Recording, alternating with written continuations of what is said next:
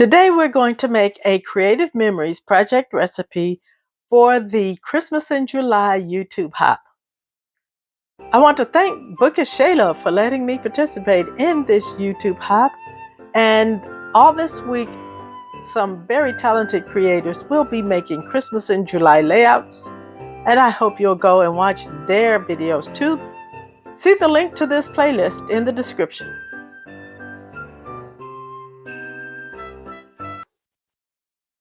The project recipe that we're making today is called Archivers, and it's from 2018. It is pretty simple. We will have a designer paper number 1, and then a cardstock number 2, and of course our backgrounds. I'm not going to cut cardstock number 1 on this because it's all photo mats. And as you know, I never cut the photo mats because my photos are usually different from what they show. For the background paper, I chose 2 green papers from Shades of Seasonal Sightings. This is a collection from 2022. And for a pattern paper, I have very few sheets left in Christmas Charm, but I'm going to use this Argyle piece to be my designer paper number 1. This project recipe is pretty simple when you look at it. Against your background, on the left, you have a vertical band of paper that's about 6 inches wide and a horizontal band of paper that's about 5.5 inches wide. And on the right side, you have the remainder of the piece that's about 6 inches on the right-hand side. And everything else is the photos. So this one is so simple and easy. We're going to have one cut, well, we cut cardstock number 2, and one tear. This says tear the paper. This is showing a tear in the paper. Now it actually says using the jagged tearing tool. I'm not sure which one is the jagged one, but I think I have it. So in my craft space, I have these 3 Creative Memories tearing tools. This one, I believe, is an older one. It is called Wavy Tearing Tool, and it came out in 2010. This one has the old company logo on it, and I think it is the jagged tearing tool, but if it's not, it's the one I'm going to choose today. And this tearing tool is newer. It came out in 2024. And I liked it. I thought of using this side, but I really want to try this side. So we're about to get started. I'll bet you are waiting for me to say this, so I'll just go get it out of the way.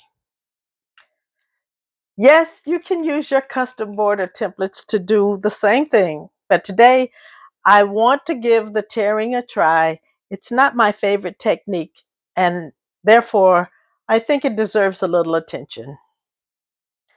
But who says I can't do this again and use these? And yes, you can tear with these tools. So leave me a comment if you want to see me use these tools with the tearing technique. So the instructions on the project recipe basically say tear the paper in half with a tearing tool. And so I put this paper on my 13 by 13 mat, and I'm putting my ruler at roughly the 6-inch line. And I'm going to be honest, I am afraid of this thing shifting on me. And so I'm going to use one of my favorite tools, peel and place tape. And yes, you have to be careful with this because it can tear your paper. If you want to, take off some of the sticky by putting some either on your hand or on your clothes, and that'll reduce its stickiness, but there'll still be some stickiness on it. to do the job you want to do.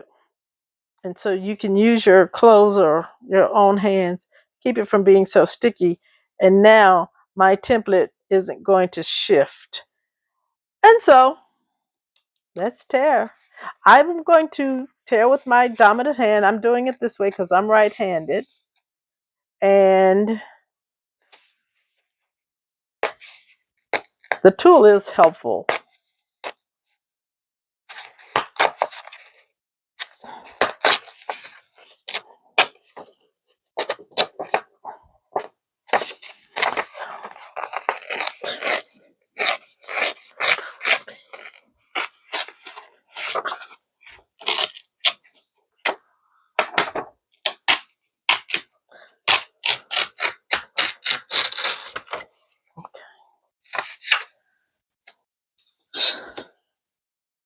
And that's a beautiful tear. I like it.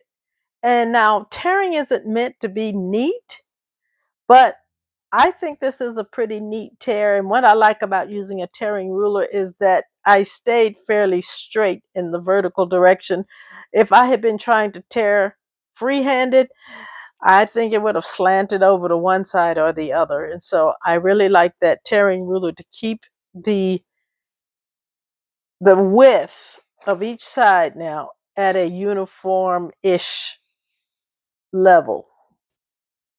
And now we're going to cut canary cardstock.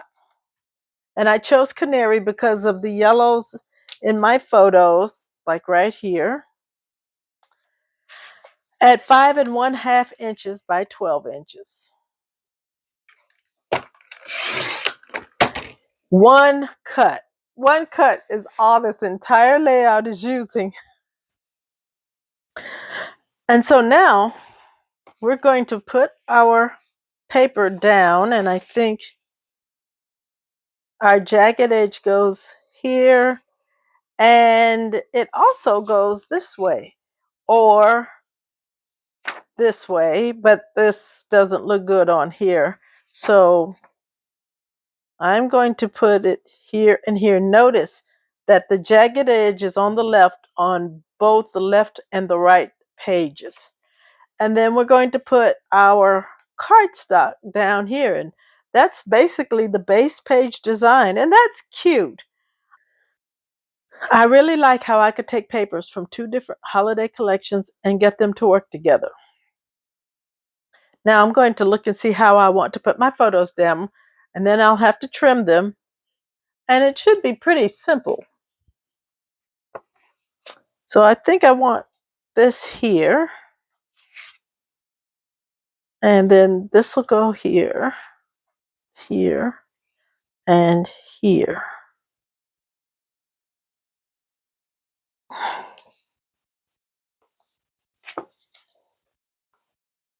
So I think this one goes here, this here. I was trying to put these pictures of me sort of across from each other.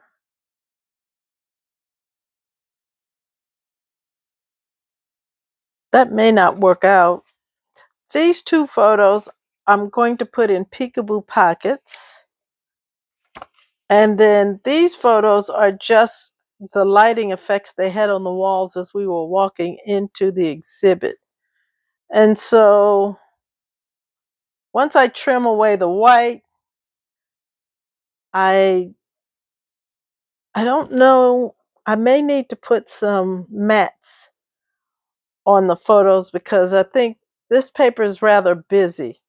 I don't think I need mattes for the items on this side. But one thing I am looking at, I think I want this to be a little shorter. I think I want to cut off about 3/4 of an inch to give these pictures right here some more vertical space.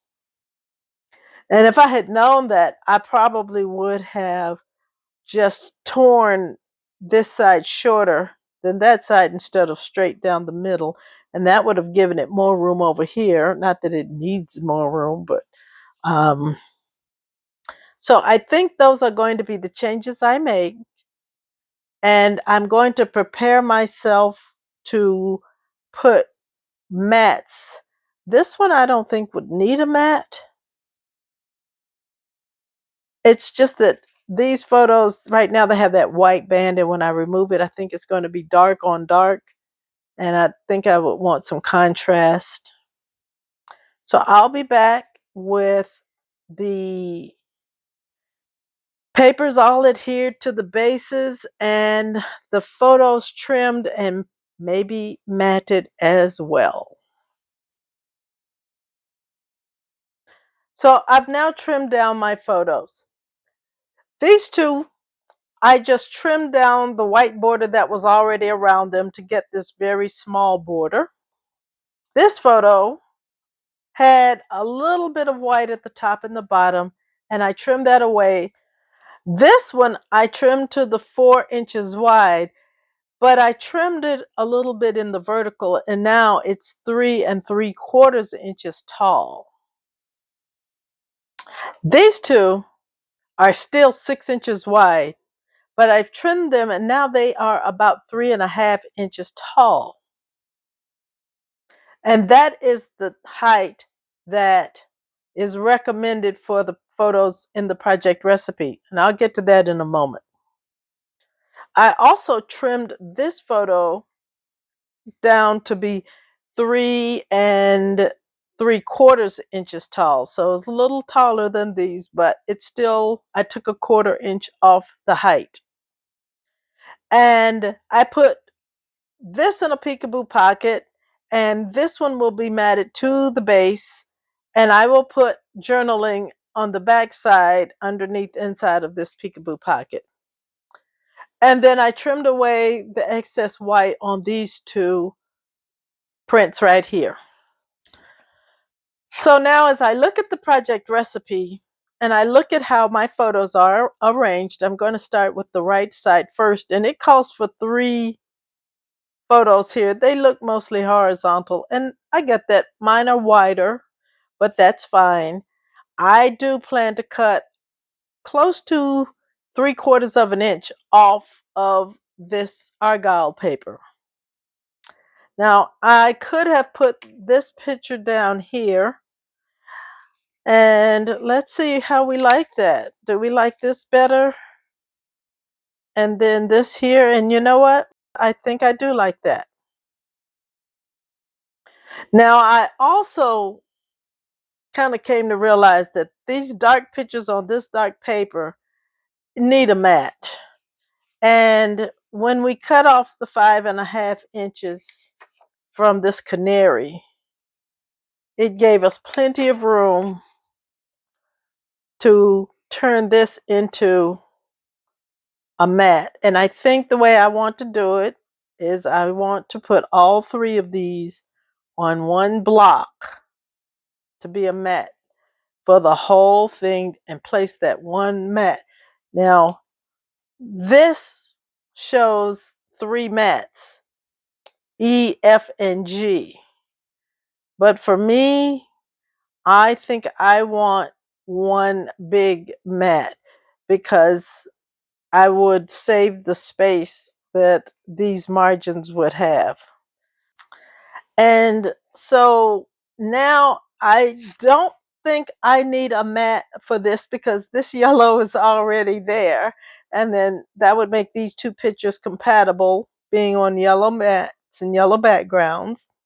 And so the only ones remaining are this one, and this one that I would want to have a mat. And so I'm going to go into my variety mat cards to see what I can find. So I'm about to cut away 3/4 inch from the right hand side of the argyle paper.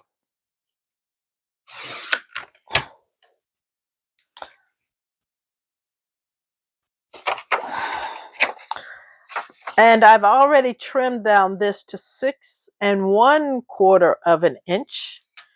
And I'm going to mat my photos on it. And I have matted all of the photos that will receive mats, and I'll go over that in a moment. Now, because of this unusual edge, I want to use both tape runner, but I'm going to put repositionable along that edge because I want to make sure that those edges don't curl up. So I'll put a little adhesive, but I'm going to really give that edge a strong amount of repositionable.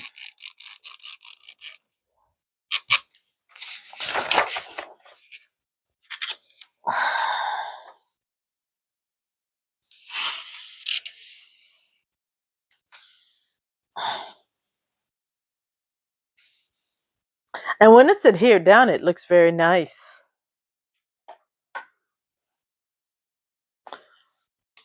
And these will go here. And we'll start matting some of these in a moment. So with these cut at around 3.5, this one is 3 3/4. I'm going to mount them all together here, and I'm going to have a bit at the bottom, which is going to let me cut about 3/4 of an inch off the bottom, it looks like. And that will give me a very nice, there's a little bit of space here. The project recipe calls for a border sticker to go here. In my opinion, there's not room because my pictures were wider, and I think this nice edge is decorative enough. So once I got my photos on, I cut away another 1/8 of an inch, and that just gives me that much more room. And now I'm going to try to cut about 1/8 of an inch wide margin here at the bottom. And the way I'm doing it is I'm kind of trying to line up the edge of my picture with the edge of my gray mat, give it a little touch of uh, leeway here. But yeah, it's also showing me that this photo is not on straight. I will straighten that.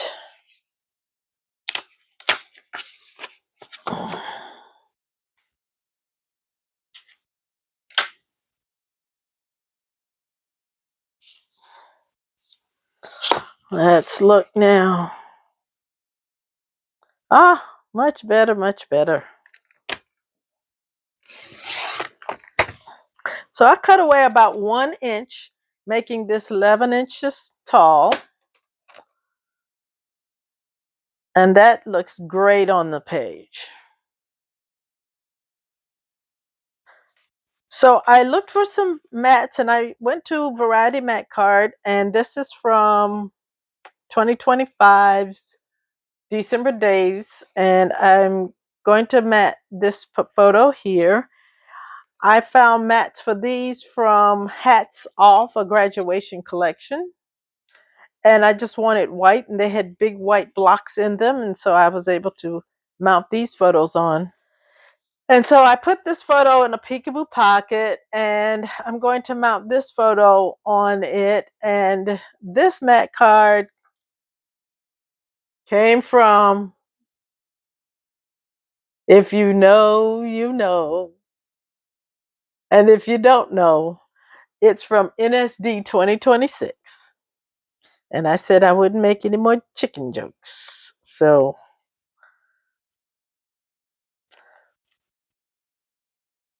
that's the right side, dry fit. Let me get the left side dry fit. So now I have all of the photos adhered, they have their mats, and I really like how this is going. And it's time to decorate the page.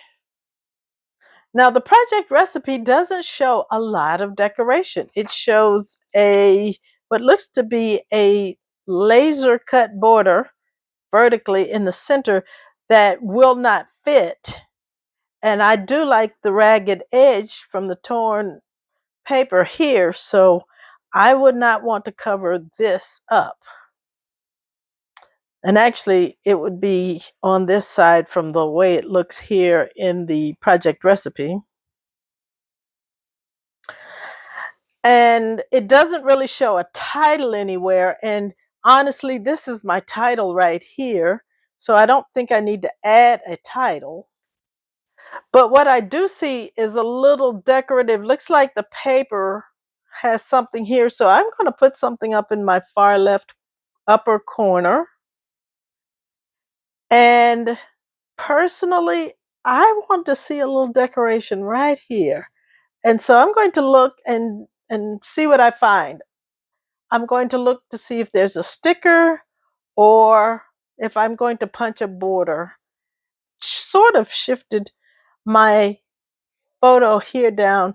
I was trying to get it at the same height, but it didn't work. But this is a larger photo than this one. So I'm not going to throw any shade on it. When I look at the project recipe, this band is actually a little higher than what I have it anyway. So I like it the way it is positioned. There are no instructions saying how far down to put this band.